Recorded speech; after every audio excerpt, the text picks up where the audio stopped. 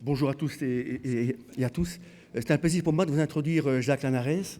Ceux qui sont dans le monde de la qualité de l'enseignement supérieur le connaissent bien parce que c'est un acteur extrêmement présent sur ce domaine-là. Alors, neuropsychologue de formation, Jacques Lanares a travaillé à l'hôpital au début de sa carrière à Lausanne. Et puis après, il est devenu enseignant-chercheur à l'université de Lausanne et de Genève, où il a enseigné la pédagogie universitaire et la formation des adultes. Alors, si on passe en revue l'ensemble des groupes dans lesquels il fait partie, ils sont très nombreux. Hein. Il est évidemment ancien vice-recteur de l'université. Tu ne veux pas faire ça quand même. Il est membre du Conseil d'accréditation suisse et je vous passe les autres. Mais ce que j'aimerais bien vous présenter, c'est simplement le titre de ses communications dans ces différents colloques extrêmement sérieux. Alors, je vous en lis quelques-uns. Comment instaurer une culture de la qualité dans une université ? Point d'interrogation. Et si l'évaluation des enseignements par les étudiants était utile ? Point d'interrogation. Concilier sens et efficacité. Quel défi pour l'institution ? Point d'interrogation. Il y en a dans des langues que je n'arrive pas à lire. Quelles pratiques pédagogiques peuvent favoriser l'apprentissage ? Point d'interrogation. Comment renforcer, soutenir la motivation des enseignants ? Point d'interrogation. Vous voyez, ce que fait Jacques dans ses communications, c'est d'arriver à poser des questions, amener le côté réflexif en vue de nous faire progresser. Donc je vous laisse vraiment entre bonnes mains et vous allez voir, il va commencer très très vite avec quelques belles questions. Jacques, c'est bon. Merci Benoît. Vous m'entendez? C'est bon, ça va? Je mets le micro où il faut. Vous criez sinon. Bonjour chers et chers collègues. Merci aux membres du comité de m'avoir donné l'occasion de réfléchir à ces questions et de partager ces réflexions avec vous.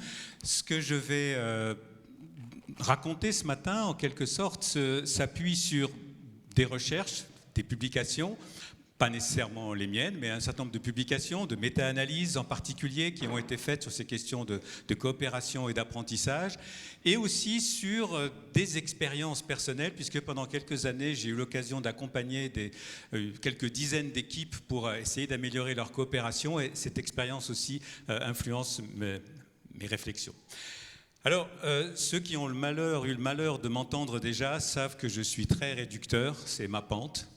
Et je ne pense pas changer aujourd'hui, mais en même temps, ça correspond aussi à mon intention qui est pas de nécessairement faire des discours savants et de faire des détenants d'un master en sciences de l'éducation, mais plutôt mon projet est de partager avec vous quelques repères simples mais solidement fondés de mon point de vue qui vous permettent à la fois d'identifier ce à quoi il faut être attentif, vigilant dans vos activités de mise en place de coopération et en même temps peut-être des éléments pour comprendre ce qui fonctionne ou pas. Alors, je ne sais pas si certains d'entre vous se rappellent des travaux de Lewin dans les années 1940. C'était la guerre, comme chacun sait. Et à ce moment-là, il y avait des problèmes, c'était un peu la disette, et il s'agissait de trouver des moyens d'inciter les gens à manger autre chose que ce qu'ils mangeaient d'habitude.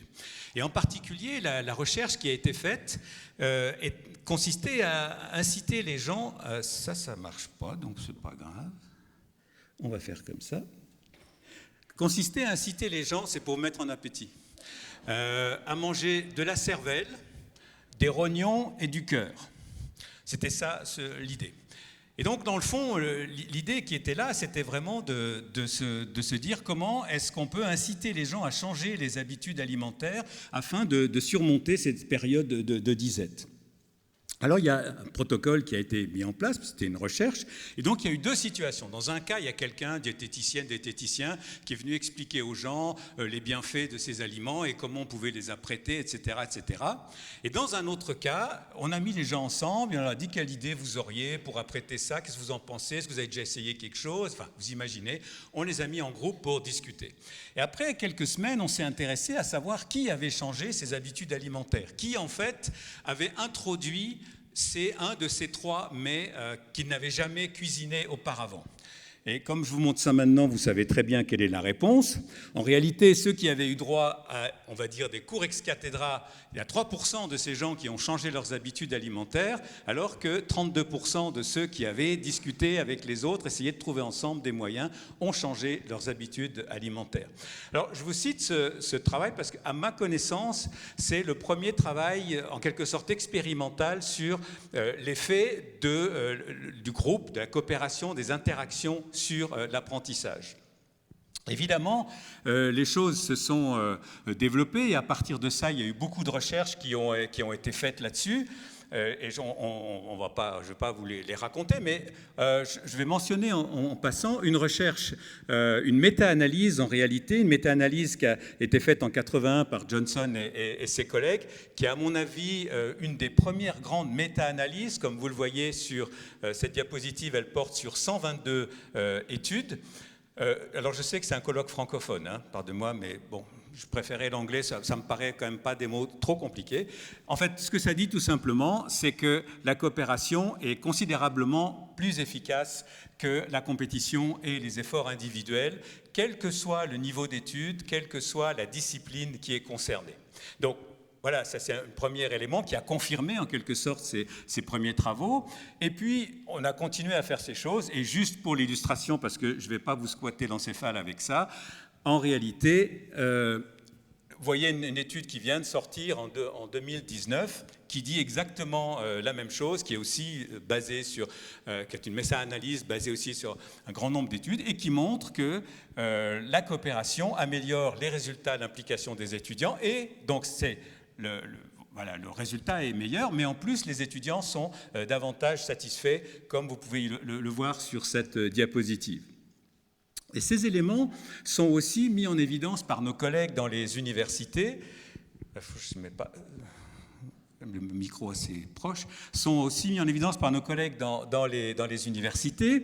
Et je vous présente ici, par exemple, les résultats de l'enquête de l'Association européenne des universités, qui a été faite en 2018, où on a posé des questions aux établissements sur les approches les plus utiles ou utiles pour améliorer l'apprentissage des étudiants et des étudiantes. Et comme vous voyez, donc là, il y a 303 institutions qui ont répondu, et comme vous voyez que ce qui paraît très utile et utile, c'est l'enseignement en petits groupes, l'apprentissage par problème, l'apprentissage par les pairs, etc. J'aimerais néanmoins souligner le fait qu'il n'y a pas que du vert, il y a aussi du bleu, et que dans le fond, ça ne fonctionne pas toujours, ce n'est pas nécessairement supérieur, et c'est un point sur lequel je reviendrai par la suite. Et donc, voilà, on a ces éléments qui confirment globalement que la coopération améliore d'un côté l'apprentissage des étudiants et des étudiantes et de leur côté leur satisfaction.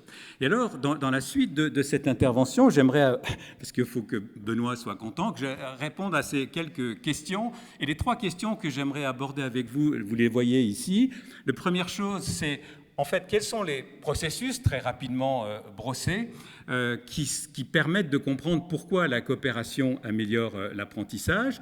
Le deuxième aspect, c'est oui, mais alors, est-ce que ça marche toujours ou bien il y a des conditions à créer? Évidemment, il y a des conditions à créer, vous l'imaginez bien. Et puis un troisième point qui me paraît important, c'est comment faire en sorte que ces acquis puissent perdurer au-delà d'un projet ou d'une année d'enseignement. Alors ça va nous amener, dans un premier temps, à parler très rapidement des mécanismes de l'apprentissage, mais vous en faites pas, ça sera tout à fait rapide. Juste pour essayer de mettre ces éléments en perspective. Alors, la première chose que j'aimerais rappeler, évidemment, l'apprentissage, fondamentalement, c'est une modification de notre réseau de neurones, mais on ne va pas vous montrer une modification du réseau de neurones, mais globalement, le résultat de l'apprentissage se résume en quelque sorte à 2 choses. C'est un changement de comportement, je fais quelque chose que je ne faisais pas avant, mais faire au sens très large de faire, ça veut dire je peux faire une analyse que je n'étais pas capable de faire avant, etc. Je peux parler une langue, etc. Ça, c'est le premier aspect. Et le deuxième aspect, c'est évidemment un changement de mes représentations, un changement de mes conceptions, un changement de ma façon de regarder le monde et l'environnement ou la solution à un problème qui m'est présenté. Alors, je vais juste illustrer par une métaphore que j'aime bien et que vous avez probablement déjà rencontrée. C'est la chose suivante. Si je vous montre cette image, peut-être certains d'entre vous, et que je vous demande qu'est-ce que vous voyez, vous me direz une vache, vous me direz une carte de géographie, vous me direz un test psychologique sournois, vous me direz peut-être un visage, ou toutes sortes de choses comme ça. C'est en tout cas ce que j'entends quand je pose la question vraiment. Et si maintenant je vous montre une deuxième image qui est celle-ci, où j'imagine la grande majorité d'entre vous a vu un visage. En principe, ça marche aussi. À peu près tout le monde voit un visage. Et que maintenant, je vous montre de nouveau cette image, probablement qu'il y en a pas mal parmi vous qui n'avaient pas vu un visage tout à l'heure et qui voient un visage maintenant. Et en fait, c'est juste cette notion pour illustrer qu'en réalité, cette notion d'apprentissage, ça veut dire que je vais revoir après une situation d'apprentissage, dans le cas présent, le visage que je vous ai montré, je vais revoir différemment la même situation. Au début, je disais, c'est une vache fribourgeoise, et après, je dis, ah ben non, c'est un visage. D'accord ? Ça, c'est cette métaphore du changement de représentation qui est le cœur du processus d'apprentissage. Encore une fois, les spécialistes vont être frustrés, mais allons-y quand même. Alors, on va s'intéresser à quelques aspects, quelques mécanismes qui expliquent pourquoi ça peut se passer, comment ça peut se passer. Et comme vous savez, il y a une foultitude de courants et d'approches qui s'intéressent aux mécanismes de l'apprentissage. Ils ont des perspectives différentes, ils sont à des niveaux différents. Et puis, vous savez aussi ce que c'est, tout le monde doit faire carrière. Donc, il y a toute une série d'approches. Je vais me focaliser sur 3 éléments qui me semblent particulièrement reliés et qui sont aussi les plus souvent évoqués. Et la première approche, c'est l'approche cognitive. Et dans le cas de l'approche cognitive, l'apprentissage essentiellement se focalise sur la question de mémorisation.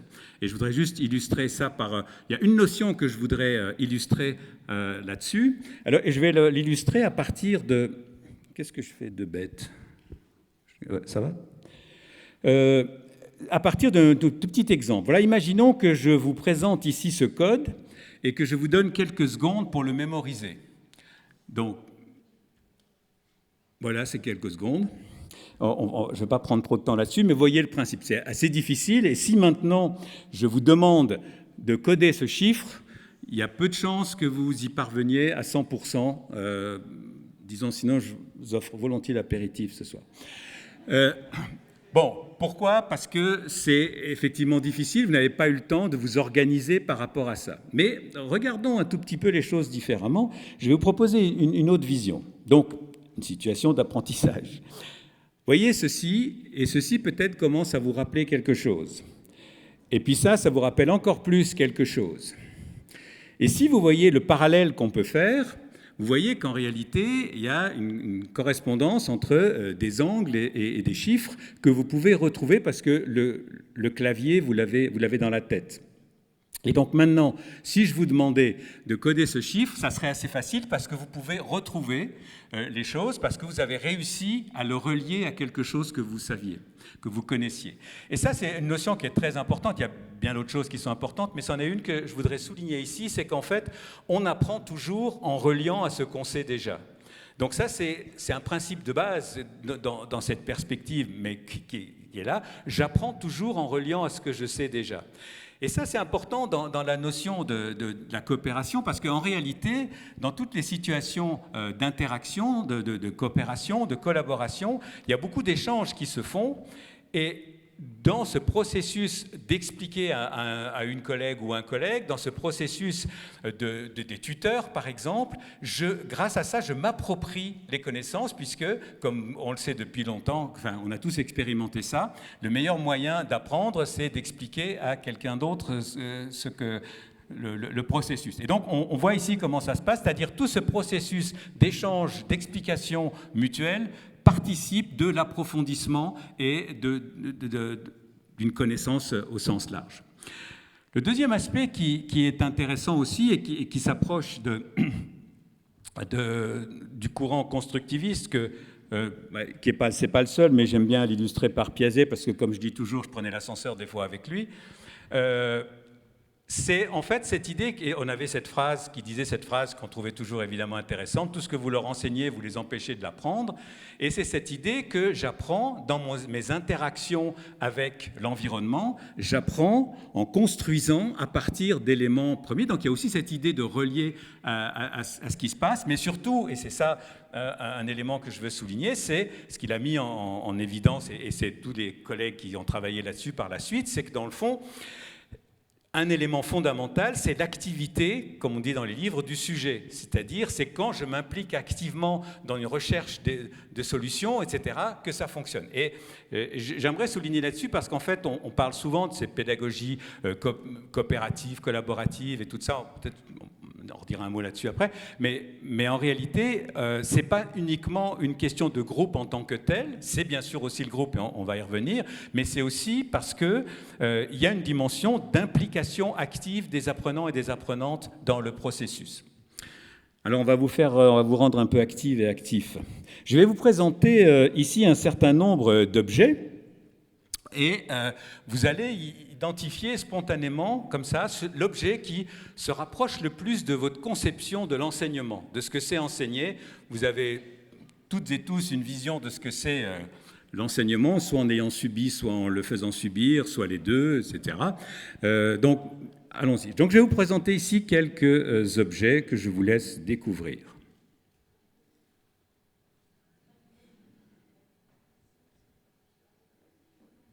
Ça, c'est de la pâte à modeler pour les plus anciens.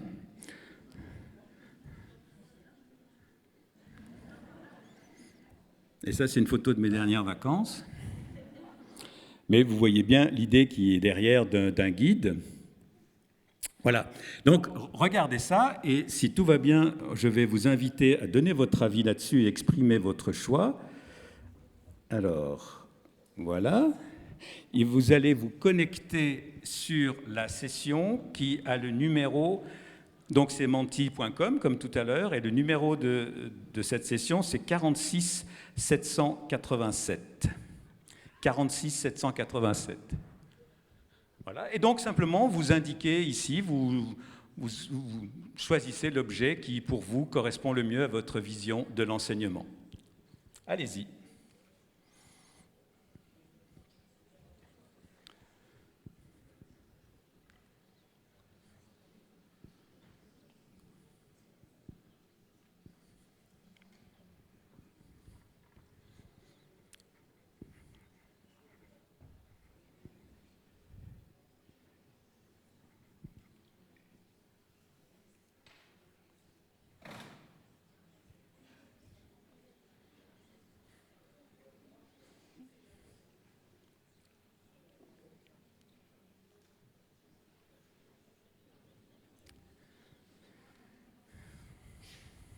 Vous aimez bien le rose, apparemment.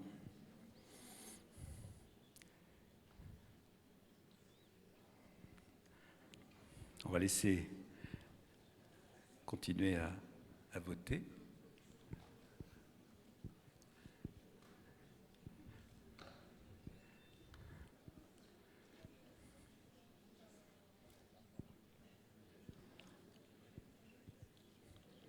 Mais on voit déjà qu'on est dans un colloque QPES.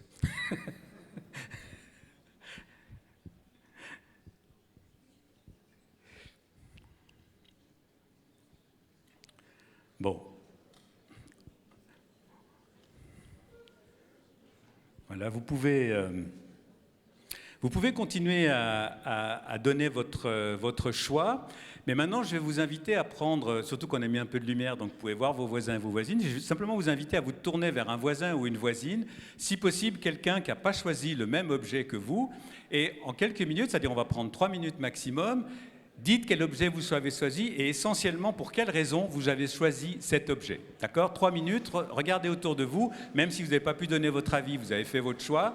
Essayez de trouver quelqu'un qui n'a pas le même avis ou qui le fait pour d'autres raisons.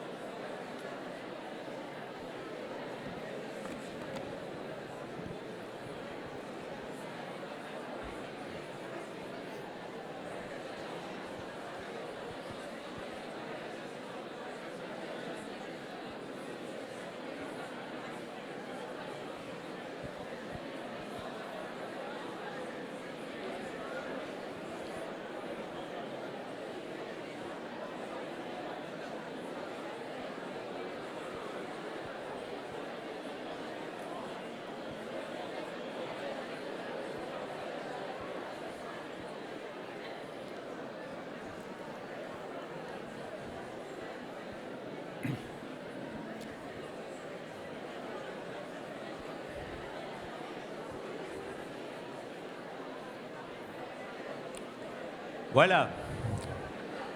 Je pense que vous avez eu le temps d'échanger avec votre voisine ou votre voisin. Vous pourrez continuer à le faire pendant le repas. Je suis désolé de vous interrompre. Si vous voulez bien, je vais vous poser maintenant une autre question. Voilà. Revenons ensemble. C'est toujours des moments un peu délicats. Alors, je referai quelques commentaires par la suite sur ces résultats. J'aimerais juste passer la... Ouais, c'est ça, il ne fait pas. Ah oui, pardon. Voilà. Excusez-moi, je garde le mauvais écran. Alors, voilà la deuxième question à laquelle j'aimerais que vous répondiez, malgré le temps un peu court. Voilà, si, après avoir discuté, est-ce que vous pourriez... c'est vrai, je pourrais aussi choisir cet objet dans ma conception de l'enseignement, après en avoir discuté avec mon voisin ou ma voisine.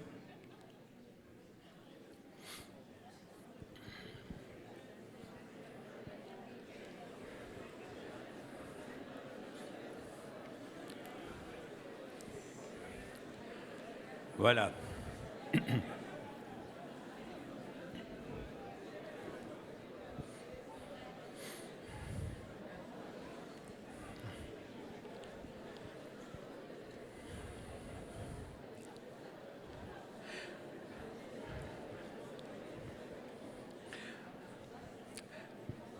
Voilà, vous pouvez continuer à répondre et on va de notre côté aussi reprendre la discussion.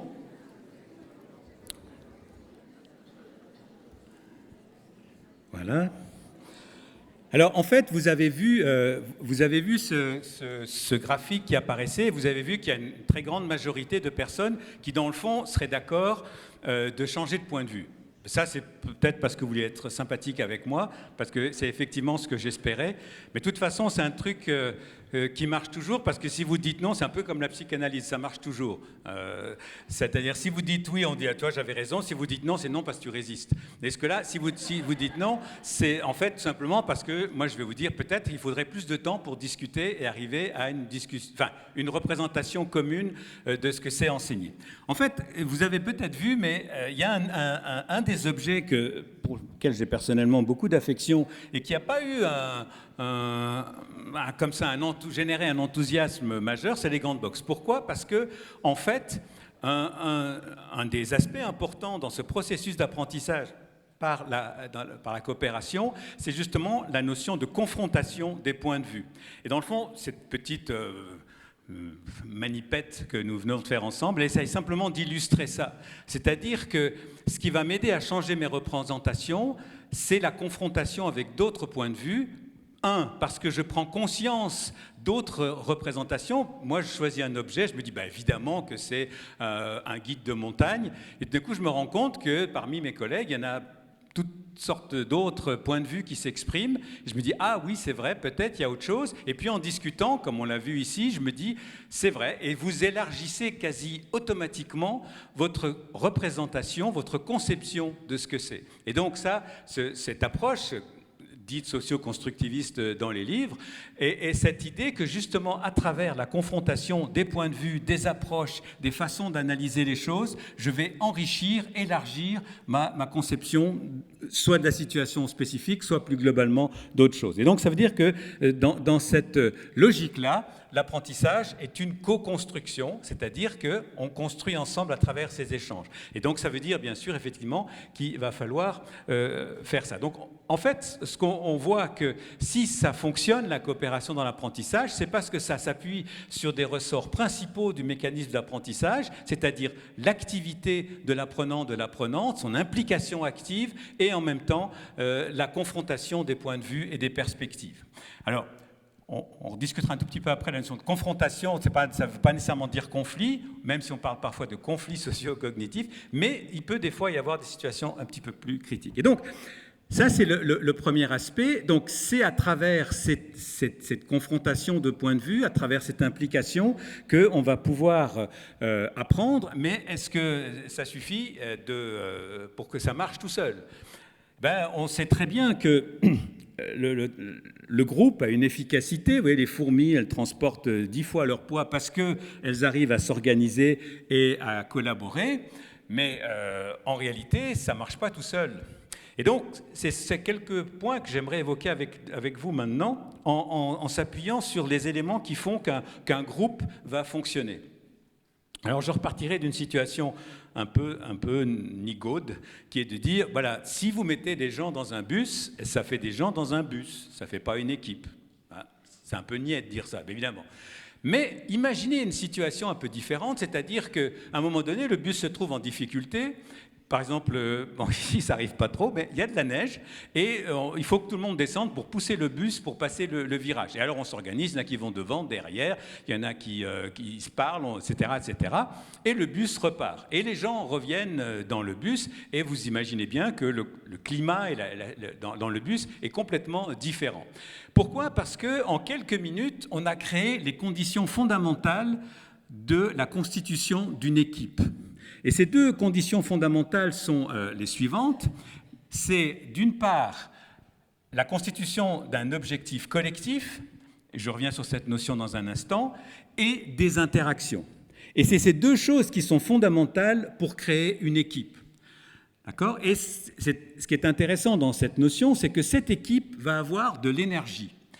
Parce qu'en réalité, on a tous et toutes d'énergie disponible, celle que le patron nous achète et des fois ne nous paye pas cher, mais on a une énergie disponible. Et cette énergie disponible, elle va être polarisée, elle va être attirée par justement cet objectif collectif et ses interactions. Donc, à travers cet objectif collectif et ses interactions, on va pouvoir avoir de l'énergie pour le groupe. Mais cette énergie, elle va être utilisée. Alors, je fais simple, mais elle va être utilisée dans une énergie qu'on peut dire de production, c'est-à-dire que le groupe va utiliser cette énergie pour atteindre son objectif, c'est-à-dire s'organiser, planifier, etc., suivre les projets, vous savez très bien. Mais elle va aussi utiliser son énergie pour réguler ces interactions, parce que vous savez très bien que coopérer, ça prend de l'énergie, communiquer, dépasser des conflits, décider, tout ça prend beaucoup d'énergie. Alors ce que j'aimerais souligner ici, c'est que comme vous le voyez, l'objectif collectif et les interactions sont à la fois les sources et les consommateurs de l'énergie du groupe, ce qui veut dire que si l'objectif collectif n'est pas vraiment collectif ou qu'il n'y a pas d'adhésion, ou que tout est consommé par des interactions qui sont mal régulées, eh bien les choses ou s'atrophient ou implose. Puis il y a un autre cas de figure qu'on peut observer chez les étudiants et les étudiantes, c'est que dans le fond, l'objectif, c'est des interactions. Donc ça veut dire, ouais, on va faire un groupe ensemble parce qu'on s'entend bien, puis ça sera sympa, puis on ira manger des pâtes, etc. Et en réalité, évidemment, le système s'épuise assez rapidement parce que ça ne suffit pas. Je voudrais revenir un instant sur cette notion d'objectif collectif. Parce que, en réalité, il y a plusieurs façons de voir des objectifs.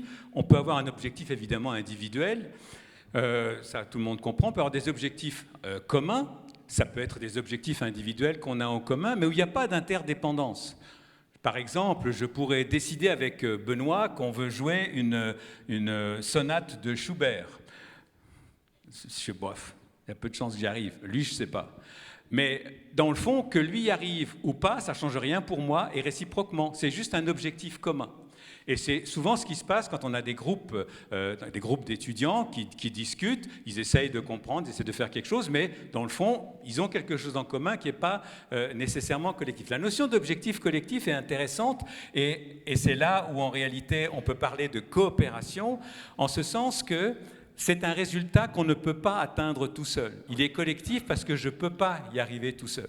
On le voit dans un certain nombre de projets où chacun doit contribuer et c'est ce qui se passe. Donc ça, c'est un élément qui est très important parce que pour certains auteurs, c'est seulement là qu'on peut vraiment parler de coopération. Donc coopération est un mot qui est utilisé des fois de façon plus large. moi, je l'ai ici dans une idée d'interaction en vue d'un objectif. Et on connaît toutes les formes, vous connaissez toutes les formes, ça a déjà été évoqué, l'apprentissage par projet, l'apprentissage par problème, l'enseignement par les pairs, enfin tous ces éléments-là. Mais ce qui est proprement de la coopération, selon un certain nombre d'auteurs, c'est les situations où personne ne peut y arriver tout seul et où chacun doit avoir sa contribution. Donc ça, c'est évidemment... qu'est-ce qui se passe là? Je me suis trompé de sens? Non. Bon. OK. Le deuxième aspect que je voudrais souligner, c'est l'importance des valeurs. Qu'est-ce qu'il fait là? Ouais. C'est l'importance des valeurs parce que, en fait, la culture d'équipe repose aussi sur un certain nombre de valeurs. Et donc ces valeurs sont très importantes parce que c'est elles qui vont déterminer les règles du jeu des interactions, de la façon dont on va travailler ensemble, de la façon dont on va communiquer, de la façon dont on va décider, va être déterminé à travers ces valeurs qui sont implicites ou explicites. On le sait, cette collaboration va prendre beaucoup d'énergie, on l'observe individuellement ou on l'observe chez les étudiants et les étudiantes. Et donc, c'est important de clarifier ces règles du jeu des interactions. Et c'est très important de les clarifier aussi, parce que ce qui est important dans la coopération, bien sûr, c'est d'instaurer un climat de confiance. Hein, c'est trivial, parce que s'il n'y a pas de climat de confiance, il n'y a pas de coopération. Et je dis en passant qu'en fait, quand je suis dans un climat de confiance, j'ai beaucoup plus d'énergie disponible pour le groupe, parce que sinon, j'en garde pour moi, pour me protéger. Et alors, je voudrais juste faire une brève... clarification, en quelque sorte, autour de la notion de confiance, pour rappeler que, en fait, la confiance, elle se construit sur la vérification. En fait, je fais toujours un pari quand je fais confiance. Je fais un pari initial. Je fais le pari que Marcel ne va pas m'agresser si je dis une bêtise dans le groupe de travail. Et puis, du coup, je dis ma bêtise. Enfin, je ne suis pas sûr que c'est une bêtise, mais je dis ce que je veux. Et puis, je vérifie que Marcel ne m'agresse pas quand, effectivement, j'ai dit quelque chose. Il a peut-être considéré que ce n'était pas tout à fait adéquat, mais il a accepté. Et de ce fait-là, je vais avoir confiance parce que je vérifie qu'il respecte un certain nombre de règles du jeu. Et donc, je vais pouvoir faire un pari plus audacieux, peut-être justement être plus créatif parce que je n'ai pas peur de me faire insulter ou ridiculiser par la suite. En revanche, si la personne dit « non, mais ce n'est pas possible, tu ne vas pas faire des choses comme ça », évidemment...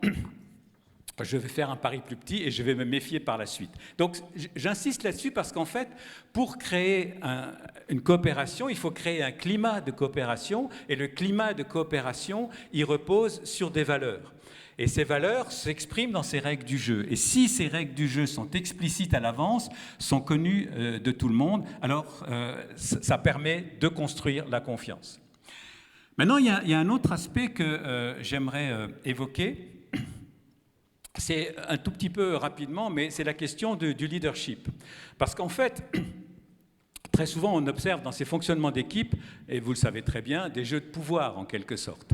Et j'aimerais justement insister sur la distinction entre ces notions de prise de pouvoir et de leadership. Alors, j'insiste parce que dans nos cultures francophones, on a des fois des visions un peu biaisé de ces notions. Par exemple, on dit il est leader sur le marché des fraises. Ça veut dire c'est celui qui vend le plus de fraises. En fait, ça n'a pas de relation avec le phénomène de leadership. Et quand on a commencé à introduire ça, on disait ça, c'était les relations qui existaient dans des groupes. Et puis après, on a inventé le leadership. Et puis alors, évidemment, tout s'est bien passé. En fait, c'était juste un chef cool. Et ça n'a rien à voir avec le phénomène. Alors, j'aimerais juste souligner, le leadership, c'est un phénomène collectif. On est dans un groupe, et quand on est dans un groupe, on essaie de s'influencer mutuellement. Et si les autres acceptent mon influence, à ce moment-là, j'ai le leadership. Parfois, on a tendance à dire à qui c'est le leader. Même des fois, j'ai entendu des partis politiques qui disent on va désigner un leader. Ça n'a pas de sens. C'est je suis dans un groupe, et si le groupe accepte mon influence, momentanément, pendant ce temps-là, j'ai le leadership. Alors peut-être que certains l'ont plus souvent que d'autres, etc. Mais la notion pour moi qui est importante et que j'aimerais souligner, c'est la notion de circulation du leadership. C'est-à-dire que dans le fond, à un moment donné, chacun, en fonction de ses motivations, de ses compétences, va pouvoir entraîner l'équipe vers son objectif. Et ça peut être parce que moi, je suis bon organisateur, ou bien ça peut être parce que j'ai des connaissances techniques, ou bien ça peut être parce que j'arrive à détendre l'atmosphère. C'est pas grave. Je vais pouvoir faire avancer l'équipe. Et l'exemple que j'aime bien, mais qui apparemment n'est pas très parlant, enfin, peut-être en Bretagne, il y a beaucoup de cyclistes qui viennent de Bretagne, ça marche, c'est l'échappée en vélo. Vous avez déjà vu les échappées en vélo? Quand ça marche bien, c'est quand chacun prend son tour, mais ce n'est pas nécessairement la même durée. Certains, c'est les côtes, certains, c'est les descentes. Et ça, c'est une notion qui est très importante. Mais pour que ça marche, il est important que l'objectif collectif soit clair. Si vous avez une réunion de collègues, et puis vous vous rencontrez parce que vous devez discuter des examens, et que tout d'un coup, Julie, à 10h moins le quart, dit « Bon, maintenant, il faut absolument qu'on décide une grille ». Vous vous dites, attends Julie, qu'est-ce qui te prend là? Tu te prends pour la doyenne de la faculté? Vous n'avez pas ça, vous avez des directrices de composantes. Vous, hein. Je suis étranger, pardonnez-moi. Et ça se passe, mais en gros, sous-entendu, mais est-ce que tu veux prendre le pouvoir? Alors que, je vais finir cette illustration, alors que si vous avez décidé à 8h qu'à 10h, il faut qu'on ait décidé sur la grille qu'on va utiliser, exactement la même intervention, quand Julie, à 10h moins le quart, a dit « il faut qu'on se décide sur une grille », tout le monde voit que son intervention nous aide à aller vers l'objectif collectif. Et donc, ça, c'est quelque chose qui est important parce que, en fait, bien souvent, des tensions dans les équipes sont parce que on n'arrive pas à être suffisamment au clair et à voir en quoi cette intervention nous conduit vers l'objectif.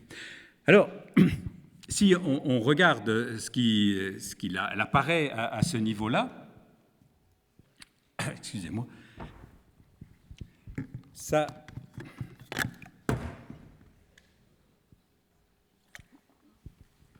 ce qui touche à l'objectif, vous voyez, les éléments importants, c'est la clarté, l'adhésion à l'objectif collectif. Et j'ai vu beaucoup de situations d'étudiants et d'étudiantes dans des groupes de projets où, en fait, ça ne marchait pas parce qu'ils ne s'étaient pas assez clairement mis d'accord sur à quel résultat précisément ils voulaient arriver, leurs exigences en termes de résultats, etc. Et vous voyez le reste, clarification des rôles, etc. Donc, ça, c'est ce qu'on imagine. Et au niveau des interactions, c'est évidemment la clarté des règles du jeu qui sont là. Alors, si on regarde les éléments qui sont importants pour un apprentissage collaboratif, coopératif, eh bien, si on regarde la littérature là-dessus, et là je m'appuie sur une méta-analyse récente de 2016, on voit 5 facteurs clés qui sont mis en évidence. En fait, le premier, c'est structurer l'interdépendance positive. Ça fait chic, mais ça veut dire en fait s'organiser, c'est-à-dire clarifier qui à quelle contribution par rapport à cet objectif collectif. C'est-à-dire qu'on voit bien quelle est la contribution de chacune et de chacun par rapport à cet objectif collectif. Les éléments, comme vous le voyez, ils découlent directement de ce qu'on a dit tout à l'heure. Donc, dans le fond, ce que je veux dire ici, c'est que ce qu'on a pu observer sur les conditions pour un apprentissage coopératif sont très, très proches de ce qu'on trouve et de ce que j'ai évoqué pour le fonctionnement plus général des équipes. Faciliter de l'interaction et apporter de l'aide aux autres. La responsabilisation individuelle qu'on a déjà évoquée, et dans cette idée, le collègue québécois parle souvent de redevabilité, c'est-à-dire je dois rendre des comptes de ce que je fais, qui est évidemment un élément important, des compétences sociales liées aux interactions, et un élément important, le processus d'auto-évaluation du groupe, c'est-à-dire savoir où on en est, savoir comment on progresse, savoir ce qui n'est pas clair. Je reviens là-dessus un peu plus tard. Mais évidemment, les groupes, comme vous le savez, ça a des... Mais qu'est-ce que je fais là? Excusez-moi, Voilà. Ça a une vie. Et il y a... Bon, il ne faut pas que je me trompe de machin. Voilà. Et en fait, alors, les auteurs découpent ça en un nombre de phases variables. Vous savez pourquoi? Il faut que tout le monde fasse carrière, mais en réalité, on retrouve toujours la même chose. À un moment donné, il y a toujours un creux dans la vie d'une équipe, et ce creux-là, il peut intervenir dans un travail d'1 heure et demie, mais il peut travailler sur un travail de 6 mois. Et dans le fond, Ce creux-là, qui correspond à une phase d'insatisfaction, il correspond à ce moment où on ne sait plus pourquoi, qu'est-ce qu'on fait, où on en est, etc. etc. Et je vous rends attentif à cet aspect en tant qu'enseignant ou enseignante, parce qu'en réalité, c'est un groupe, et dans ce creux, ils ont beaucoup de mal à en sortir tout seuls et tout seuls. Ils auront besoin de deux choses, de direction et de soutien. Et la direction, c'est évidemment l'objectif, le résultat auquel on doit parvenir. Et le soutien, c'est des méthodes, c'est des ressources et potentiellement des encouragements. Donc, c'est important d'observer ce qui se passe et à un moment donné intervenir parce que cette dynamique intervient et ne se résout pas nécessairement toute seule, sauf si les leaderships dans le groupe s'exercent bien. Alors on dit, bon, ben, tout ça c'est bien, mais maintenant on a des étudiants et des étudiantes qui, c'est une nouvelle génération, puis ils sont très centrés sur eux, ils ne sont pas très intéressés à s'occuper des autres, sont centrés sur leurs besoins, ce qu'on appelle la fameuse génération Z. Oh, c'est pas très bien la réalité de cette génération, comme XY d'ailleurs, mais il y a un certain nombre d'enquêtes, assez nombreuses, qui mais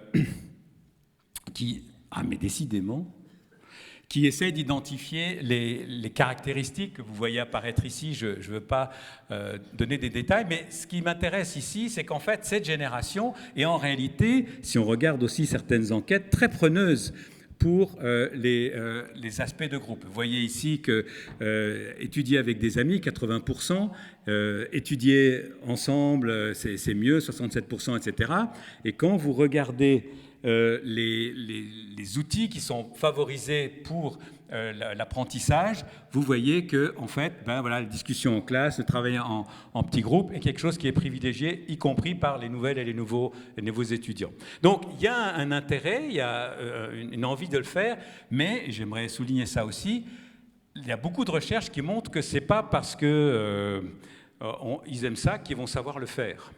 Et en réalité, je pense que c'est important de garder à l'esprit que les étudiants et les étudiantes ont besoin d'accompagnement pour travailler en équipe. Ce n'est pas spontané, il y a des groupes qui vont se débrouiller mieux que d'autres, mais ce n'est pas spontané. Ça veut dire qu'on doit penser à des ateliers pour les aider à préparer ça. On doit penser peut-être à des guides. Par exemple, chez nous, c'est juste pour illustrer, on avait fait un petit 4 pages pour donner quelques repères, qui était d'ailleurs suite à un atelier. Et donc, je pense qu'il faut sortir de l'idée que de toute façon, ils savent.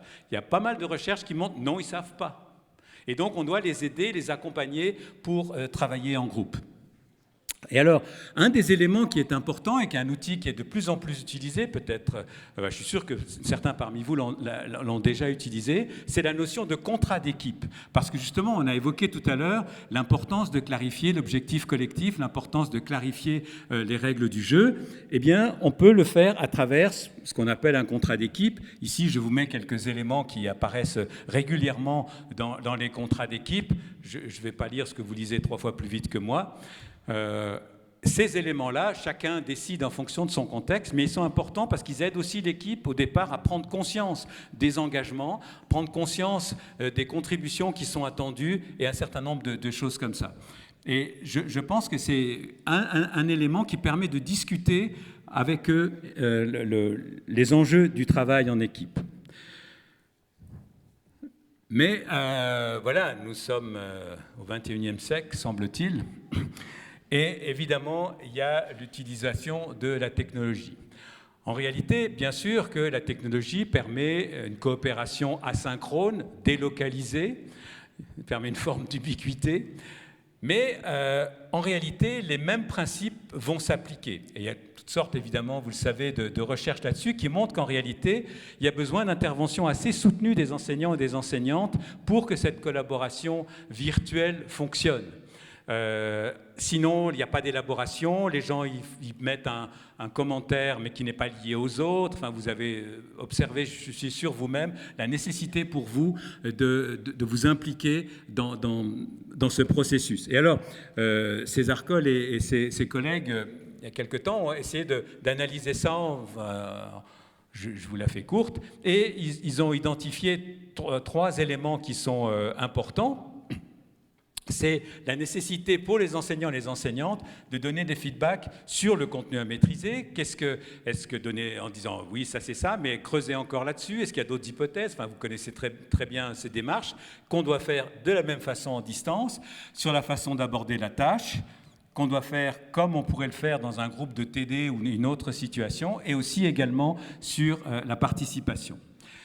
Ce que j'aimerais dire ici aussi, un peu, note un tout petit peu négative en quelque sorte, c'est que dans le fond, tous les étudiants et les étudiantes ne sont pas nécessairement fans de la coopération et du travail en groupe. Alors certains, c'est parce que, bon, peut-être ils sont un peu individualistes, d'autres, c'est pour d'autres raisons que j'évoque ici, d'après une analyse qui avait été, là j'en mentionne une, mais on retrouve ça souvent. Ils ne sont pas très d'accord parce que leurs collègues n'ont pas fait ce qu'il fallait, les discussions ne sont pas élaborées. En fait, ça crée une forme de confusion et j'aimerais insister sur les deux derniers aspects qui est que certains voudraient la bonne réponse des profs et peur de ne pas avoir la bonne réponse. Et je suis sûr que quand vous avez l'une et l'autre d'entre vous essayé de faire des travaux de groupe, quand vous demandiez les réponses dans les groupes, il y a certains groupes qui n'écoutaient pas du tout, ils attendaient que vous donniez votre réponse. Et là, ça renvoie à un élément que je pense intéressant à garder à l'esprit, je vais l'évoquer très rapidement, c'est la notion de niveau épistémique. Bon, déjà, ça fait chic, mais en fait, qu'est-ce que ça veut dire ? Ça veut dire que, dans le fond, et là, je me réfère à Perry, qui était un des premiers qui a dit ça, mais évidemment, encore une fois, il y a plein de gens qui s'intéressent à ça, c'est l'idée qu'on évolue dans notre relation à la connaissance. Et en particulier, pour faire court, il y a ici une première étape qui est une étape de dualisme, c'est-à-dire que l'étudiant et l'étudiante a l'idée que la connaissance, elle est circonscrite, et que c'est l'enseignant ou l'enseignante qui la connaît, et donc s'il y a une réponse, et c'est lui ou elle qui la connaît, et donc si j'ai raison, tu as tort, on ne peut pas avoir de réponse. Puis après, poursuivant leur cursus académique, ils se rendent compte que, dans le fond, deux enseignants-enseignantes ont des avis différents sur le même sujet. Donc la conclusion, c'est en fait, je pense ce que je veux, forme de multiplicité. Et puis après, les choses évoluent encore, enfin dans l'idéal, et en réalité, elle se dit « Ah, mais dans le fond, je me rends compte que c'est vrai dans ce cas-là, mais pas dans ce cas-là, etc. » Et une forme de relativisme qui apparaît. Et c'est important parce qu'en fait, on avait fait d'ailleurs des recherches là-dessus, et on se rend compte que dans un groupe d'étudiants et d'étudiantes d'une même année, d'une même faculté, on a des grands écarts, et on a des étudiants de troisième année, par exemple de médecine, qui sont dans une position très dualiste, qui attendent la réponse du prof, alors que d'autres, dans le même cursus, plus ou moins le même âge, sont dans une position beaucoup plus relativiste. Et évidemment que si vous avez ces écarts qui ne sont pas explicités, eh bien ça crée des tensions dans les groupes, parce qu'évidemment il peut y avoir des conflits qui sont liés à des valeurs, évidemment, mais aussi à ces décalages sur la contribution des unes et des uns dans le groupe. Et donc c'est important d'accompagner les étudiants et les étudiantes pour réfléchir sur ces questions, pour les aider à prendre conscience de ces différences à travers les débats que vous pouvez avoir avec eux, pour les amener à changer leur représentation sur cette relation à la connaissance. Et puis je voudrais dire un petit mot, puisque j'entends que la mode en France, puis il y a une majorité de collègues français, la mode en France, c'est l'approche programme, hein, tout le monde fait de l'approche programme, c'est bien. Enfin, je sais bien, j'en sais rien, mais tout le monde en fait. Et ce que je veux simplement dire avec ça, c'est qu'évidemment, l'approche programme suppose un travail en équipe qui n'est pas nécessairement la culture de base de l'académique moyen. Et donc, ça devient un impératif, ça devient quelque chose de quasi incontournable. Et en réalité, ce que je veux dire ici, c'est que tout ce que je vous ai raconté sur les équipes et avec les étudiants et pour les étudiants, en fait, s'applique exactement de la même façon pour votre collaboration, votre coopération avec les collègues dans les équipes, dans les départements, etc., etc. Et donc, les mêmes repères sont tout à fait utilisables. Bon. Je voudrais juste évoquer ici, ça c'est juste une illustration, en fait, c'est important de garder à l'esprit que la coopération et les travaux en groupe ne sont pas une panacée. Je vous montre ici une analyse, c'est Blade qui a fait ça il y a un certain nombre d'années maintenant, où il a comparé, dans un cas, il y a, vous voyez, 94 études où on s'intéressait à est-ce que la transmission de connaissances se fait mieux à travers des groupes, des discussions ou pas, et au contraire, quand il s'agit de développer la pensée critique. Alors, il faut faire attention parce que ce n'est pas les mêmes totaux, mais de toute façon, il n'y a pas d'ambiguïté. Simplement, c'est l'idée que la coopération, le travail en des groupes vise des objectifs spécifiques. Et les principaux éléments que je voudrais évoquer ici, les trois raisons principales que j'aimerais évoquer, c'est d'une part, quand on s'agit de renforcer l'apprentissage, à travers de la confrontation, mais il faut s'assurer qu'elle fonctionne bien, à travers l'implication active, mais il faut s'assurer que ça se passe. Quand on veut utiliser les ressources des membres du groupe, évidemment, techniques ou autres, et pour un apprentissage spécifique. C'est difficile d'apprendre à travailler en équipe tout seul. Alors, simplement, vous amenez à poser cette question. Dans le fond, c'est un investissement de faire travailler les étudiants en groupe, en équipe, de façon coopérative. Est-ce que ça correspond bien à une situation où ça va apporter quelque chose d'important? Et enfin, j'aimerais terminer par quelques éléments sur la pérennisation de ces apprentissages. Parce qu'en fait, je disais, et c'est validé par un certain nombre de recherches, qu'en fait, ils ne savent pas nécessairement travailler en équipe, mais même si ils travaillent sur un projet, ils travaillent de façon coopérative, ça ne veut pas dire qu'ils vont transférer ça par la suite. Bon, nous avons tous envie que nos étudiants et nos étudiantes s'insèrent dans un marché de l'emploi. Et quand on regarde ce que les employeurs demandent en priorité, il y en a un qui revient presque toujours, c'est savoir travailler en équipe. Là, ce que je vous montre là, c'est une synthèse de 25 à peu près très grandes enquêtes européennes, françaises, mondiales, etc. Et donc ça, c'est quelque chose qui revient. Et en fait, ils ne savent pas. J'illustre ici, au niveau du gouvernement fédéral, il y a une enquête tous les 2 ans sur les anciens étudiants. Et il y a une liste de compétences et on leur dit, est-ce qu'on vous a demandé ça, est-ce que vous l'aviez? Eh bien, la compétence qui est dans le coin ici à gauche, qu'on leur a demandé et qu'ils n'ont pas, celle qui revient toujours, c'est collaborer de manière fructueuse.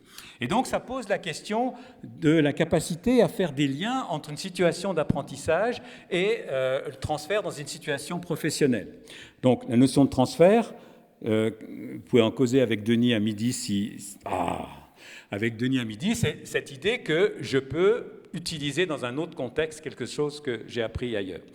Et ça m'amène à évoquer très rapidement la notion d'apprentissage expérientiel. Vous savez tous que Newton a découvert la loi de la gravité en ramassant une pomme sur la tête. Plein de gens ramassaient des pommes sur la tête tant trouver la loi de la gravitation. Pourquoi? Parce qu'en fait, ça ne suffit pas d'avoir une expérience. Et c'est un élément sur lequel je voudrais beaucoup insister. Ça ne suffit pas d'avoir une expérience pour apprendre. Pour apprendre, il faut passer par un processus. Alors, le processus réflexif le plus classique était évoqué par Kolb, qu'on cite souvent, mais il y en a encore une fois plein d'autres, et vous le voyez ici décrit.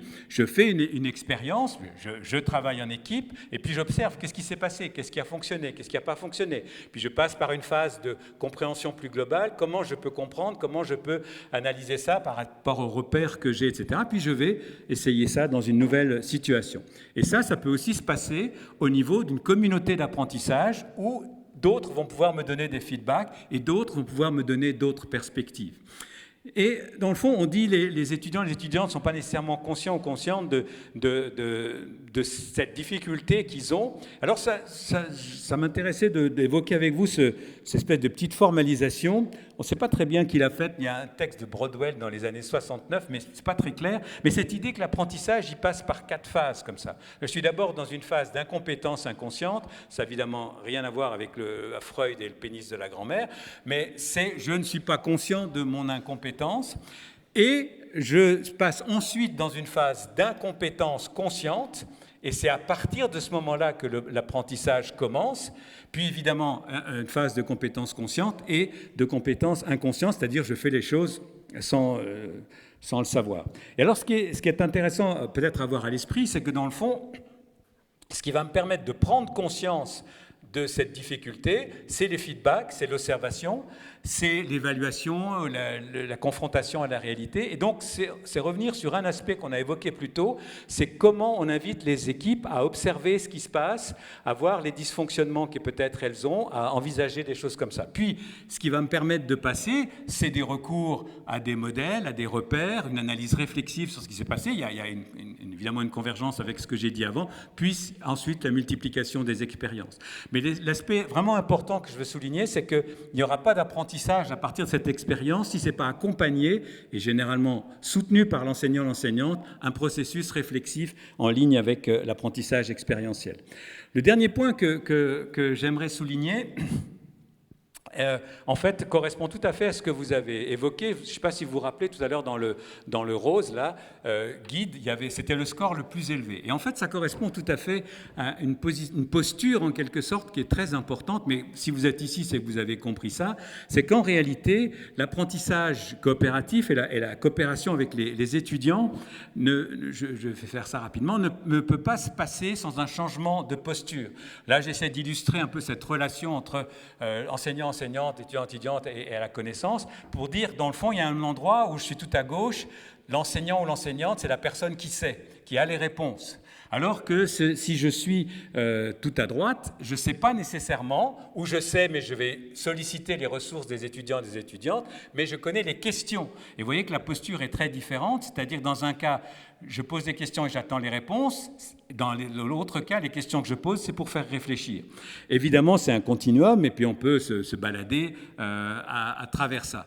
Ce qui est une notion ici que je pense que les gens qui sont ici savent bien, mais qu'il faut garder à l'esprit, c'est qu'on doit se situer en tant que facilitateur d'un processus, ce que je pense est lié avec le choix que vous avez fait, la position de guide, pour que ça fonctionne. Et je voudrais juste évoquer certains travaux qui montrent qu'en réalité, certains enseignants et enseignantes ont des difficultés, mais même les jeunes tuteurs ont les mêmes difficultés. C'est un petit peu d'anglais pour finir.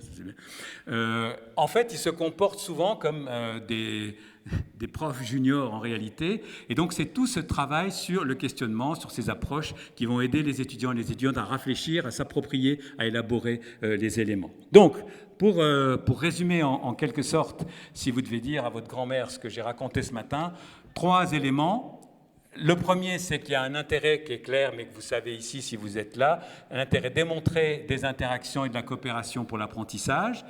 Mais pour que ça fonctionne, il faut attacher une grande importance à l'objectif collectif, aux valeurs et aux interactions.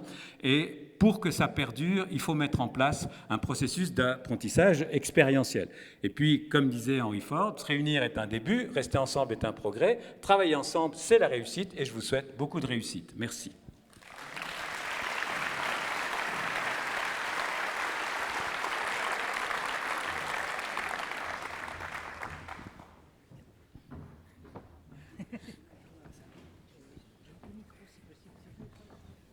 Merci pour cette avalanche de conseils et d'informations.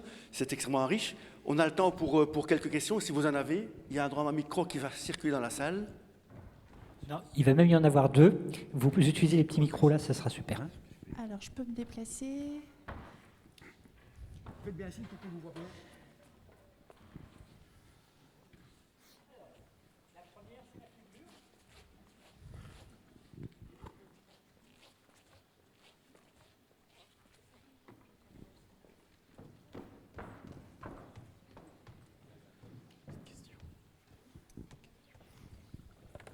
Moi, je vais en poser une si tu veux bien.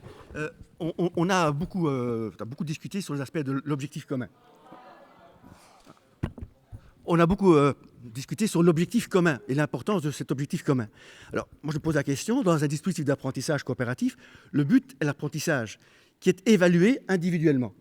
Alors, en termes de coopération, est-ce que ça ne pose pas un problème? Oui. Alors, là, vous entendez ce que je dis? Bon, c'est pas si grave.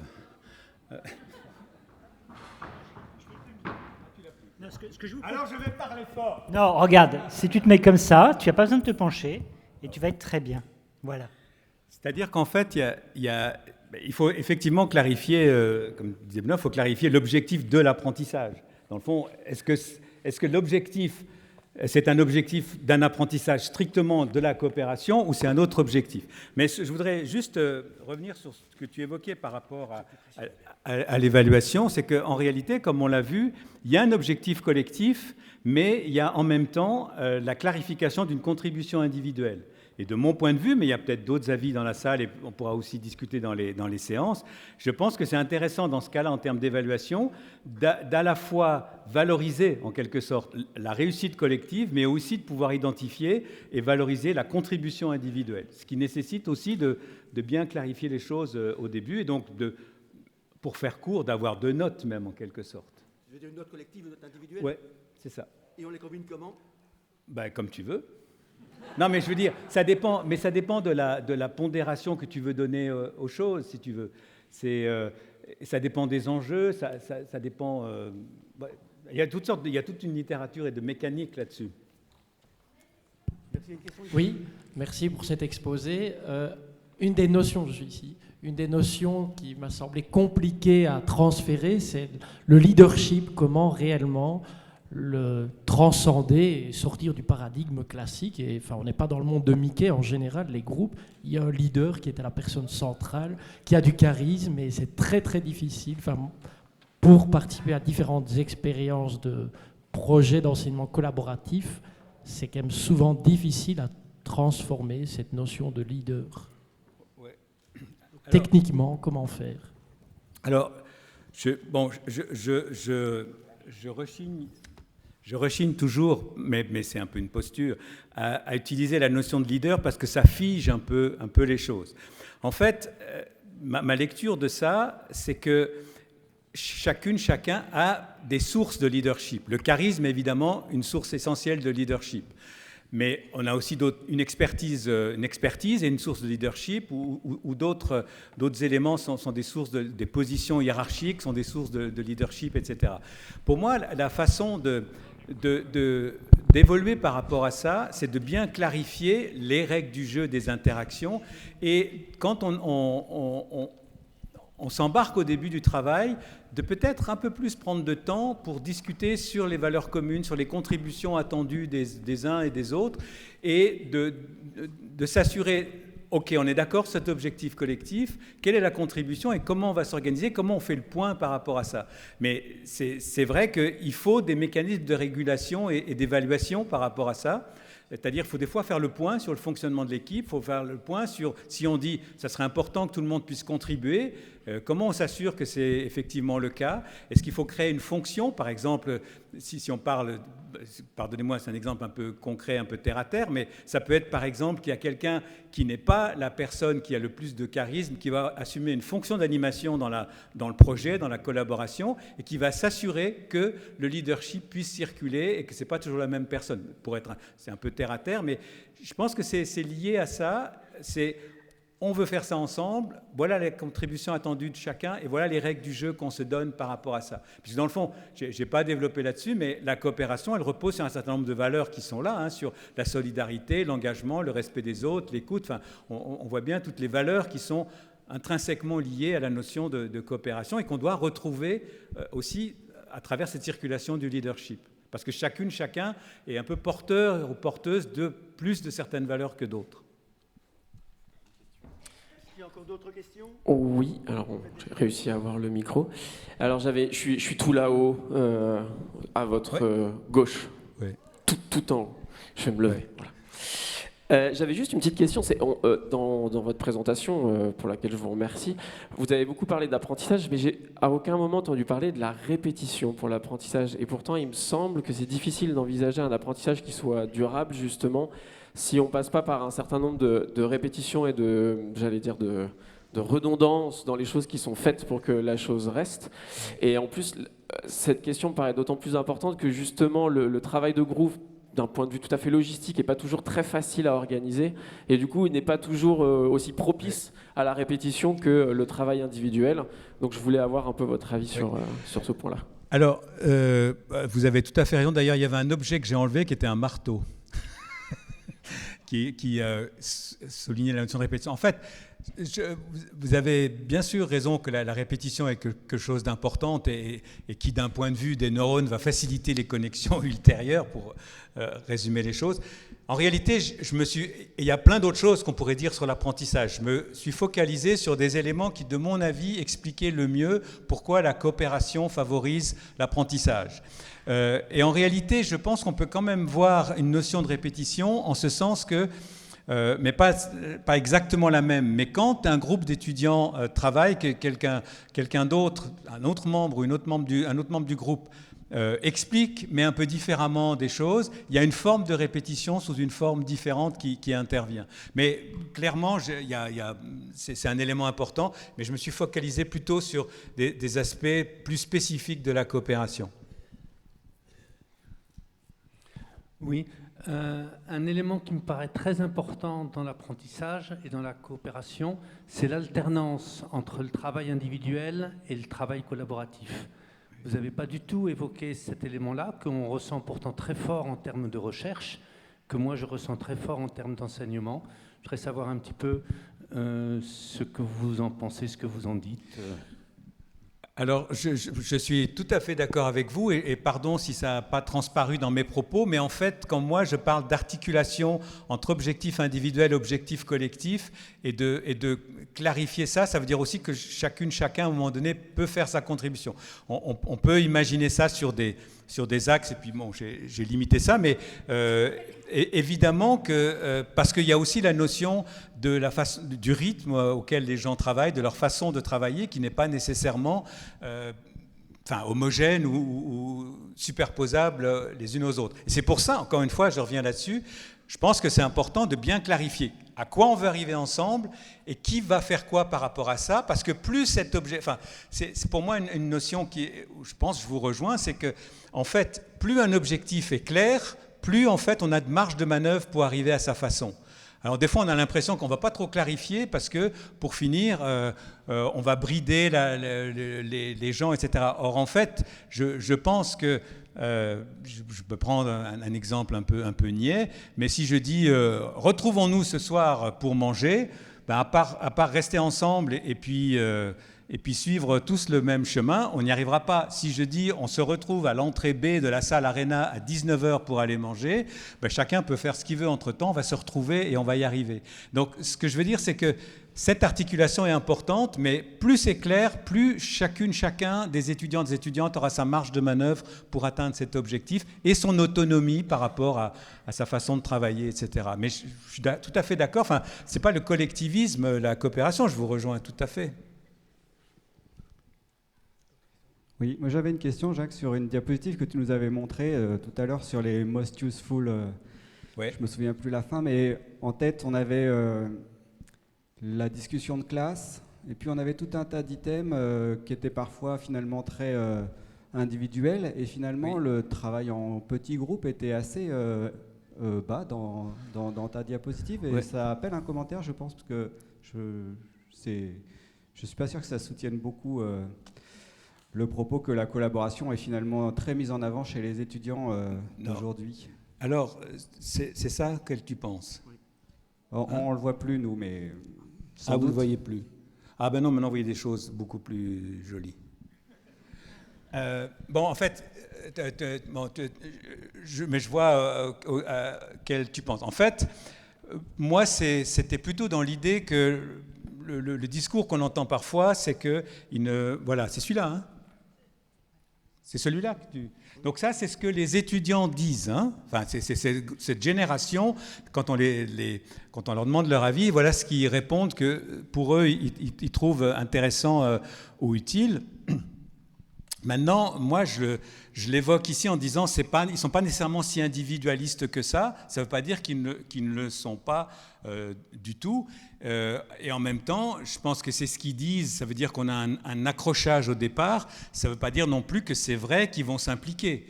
Ils disent tous qu'ils sont multitâches, mais ce n'est pas vrai. Ils ne sont pas multitâches. Et on voit bien les problèmes que ça pose. Donc, je veux dire, c'est simplement des éléments pour dire, a priori, ce n'est pas nécessairement un obstacle a priori.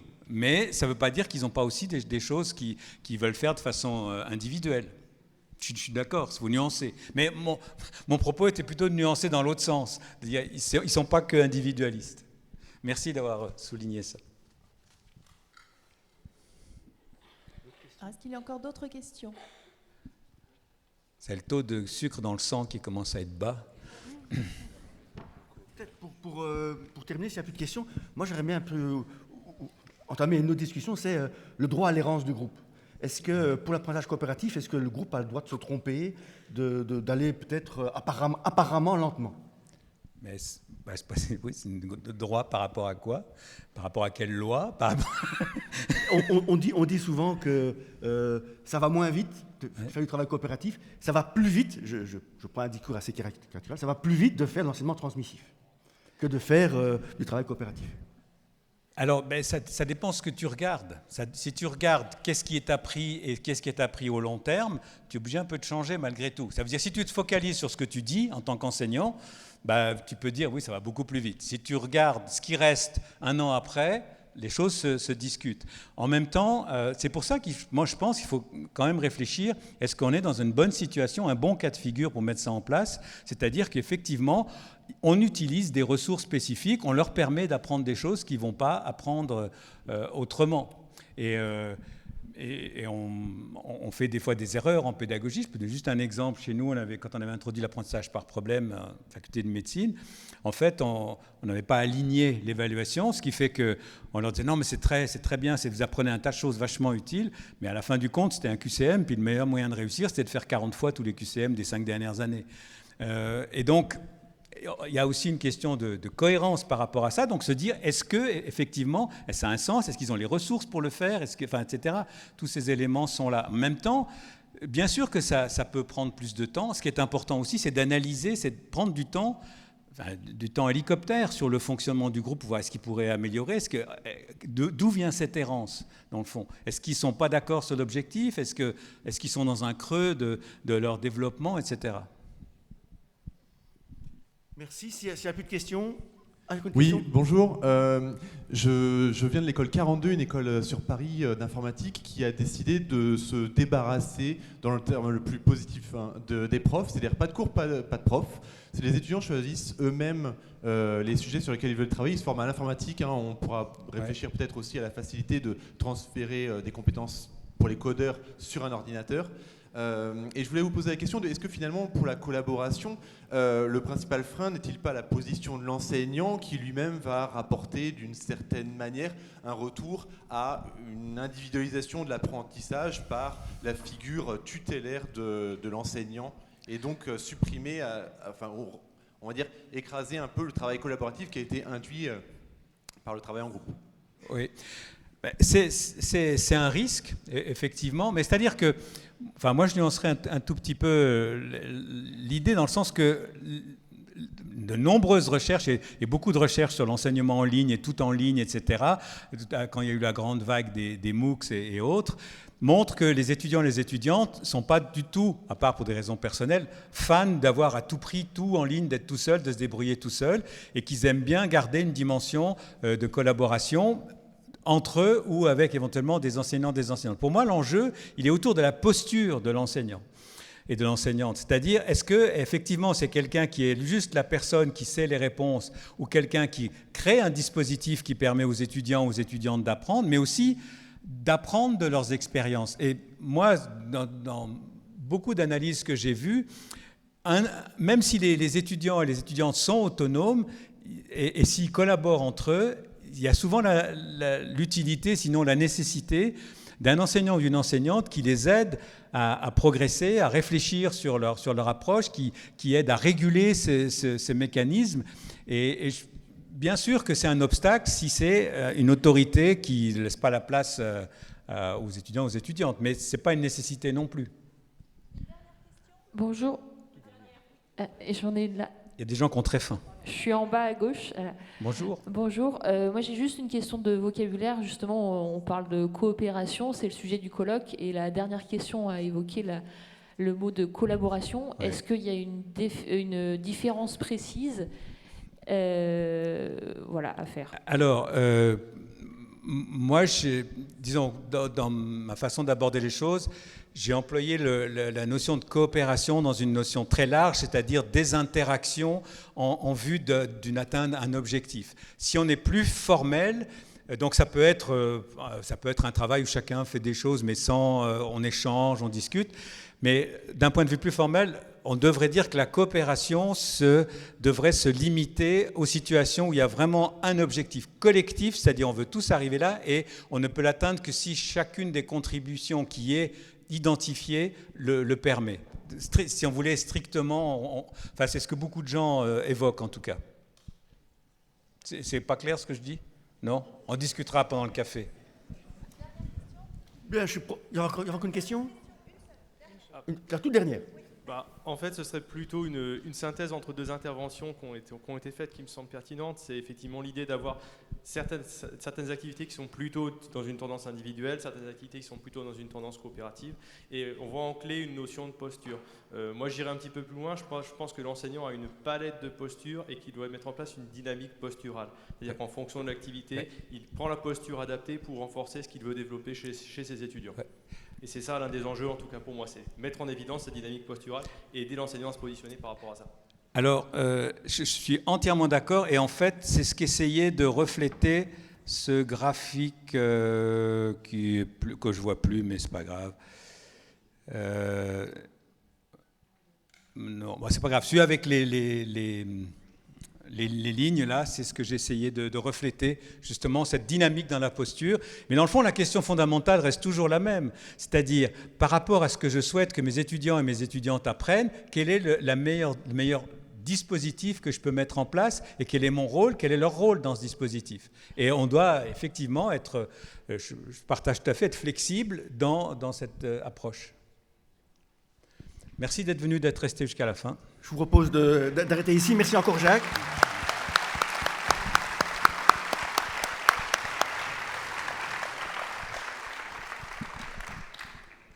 Bon, Jacques a évoqué aussi le manque de sucre, qui est un élément important de la coopération. Vous pouvez rejoindre le restaurant soit par la porte qui est là-bas en bas, soit en ressortant et en prenant l'escalier qui descend derrière vous. Et si vous passez par un de ces chemins-là, vous allez passer devant les ateliers pour ceux qui veulent se désinscrire. Et désolé d'insister. Merci.